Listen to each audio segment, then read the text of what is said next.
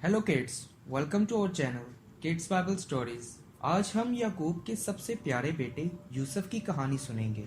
यूसुफ ने दो ख्वाब देखे और इनके बारे में अपने भाइयों को बताया। याकूब कनान के मुल्क में रहता था, जहां उसका बाप इसहाक रहा करता था। यूसुफ 17 साल का था और वो अपने भाइयों के साथ भेड़ बकरियों की निगहबानी करता था। वो भाइयों के बुरे कामों की खबर अपने बाप तक पहुंचाता था। याकूब अपने दूसरे बेटों में से सबसे ज्यादा प्यार यूसुफ को करता था, क्योंकि वो उसके बुढ़ापे की औलाद था। उसने उसके लिए एक खास रंग का चोगा बनवाया। यूसुफ के भाई जानते थे कि हमारा बाप उसको सबसे ज्यादा प्यार करता है, इसलिए उससे जलते थे और उसके साथ बुरा सलूक करते थे। एक दफा यूसुफ ने एक ख्वाब देखा। जब उसने ये ख्वाब देखा और अपने भाइयों को बताया तो वो उससे और भी जलने लगे। यूसुफ ने कहा, वो ख्वाब सुनो जो मैंने देखा। हम सब खेत में गंदम की कटाई कर रहे थे। जब हमने पूले बांधे तो मेरे पूले सीधे खड़े हुए और तुम्हारे पूलों ने उसे चारों तरफ से आकर सजदा किया। उसके भाइयों ने पूछा, क्या तू सोचता है कि तू हमारे ऊपर बादशाह हो गया और हम पर सल्तनत करेगा?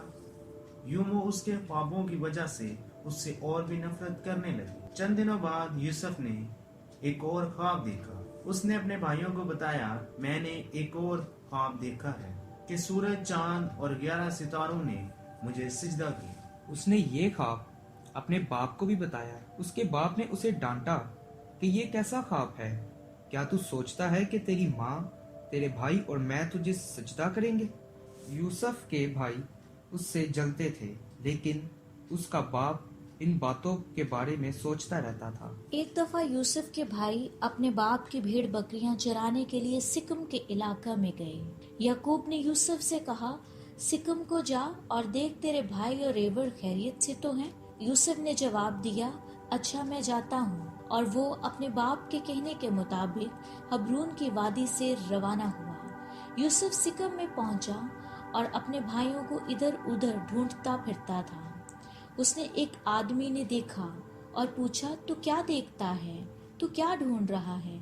उसने जवाब में कहा, मैं अपने भाइयों को ढूंढ रहा हूँ जो भेड़ बकरियां चराने को यहाँ आए थे।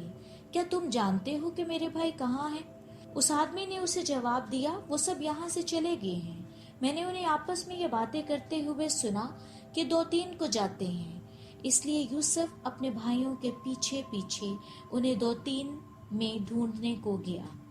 उन्होंने उसे दूर से आते देखा तो उसे मार डालने का फैसला किया और एक दूसरे से कहने लगे, देखो वो ख्वाब देखने वाला आ रहा है, आओ उसे मार डालें और उसकी लाश को अंधे कुएं में डाल दें। हम सबको बताएंगे कि कोई जंगली जानवर उसे खा गया, फिर हम देखेंगे कि उसके ख्वाबों का क्या होता है। रोबन ने उन्हें ये कहते सुना और उसे बचाना चाहा। उसने कहा, उसे ना मारो, सिर्फ उसे अंधे कुएं में डाल दो, लेकिन उसे नुकसान ना पहुंचाओ। उसने उसे बचाने को ऐसा किया ताकि वो उसे अपने बाप के पास वापस पहुंचा दे। जब यूसुफ अपने भाइयों के पास आया तो उन्होंने उसका खास चोगा फाड़ डाला और उसे अंधे कुएं में फेंक दिया। वो खाना खाने बैठे और आंख उठाई तो देखा कि इस्माइलियों का एक काफला आ रहा है। उनके ऊंटों पर मुसाफिर और खुशबूदार रोगन लादे हुए थे। ये काफला मिस्र को जा रहा था। यहूदा ने अपने भाइयों से कहा, हम अपने भाई को मारने और उसके बारे में झूठ बोलने से हमें क्या मिलेगा? आओ उसे इन सौदागरों के हाथ बेच दें, हम उसे नुकसान ना पहुंचाएं, आखिरकार वो हमारा भाई है। उसके भाई राजी हुए। जब सौदागर पास आए तो भाइयों ने यूसुफ को कुएं से निकाल कर उसे 20 रुपए में बेच डाला। सौदागर उसे मिस्र में ले गए। उस वक्त रोबन वहां ना था। जब वो कुएं पर आया और यूसुफ को ना पाया तो बहुत परेशान हुआ। वो अपने भाइयों के पास आया और कहा, लड़का वहां नहीं है, मैं क्या करूं?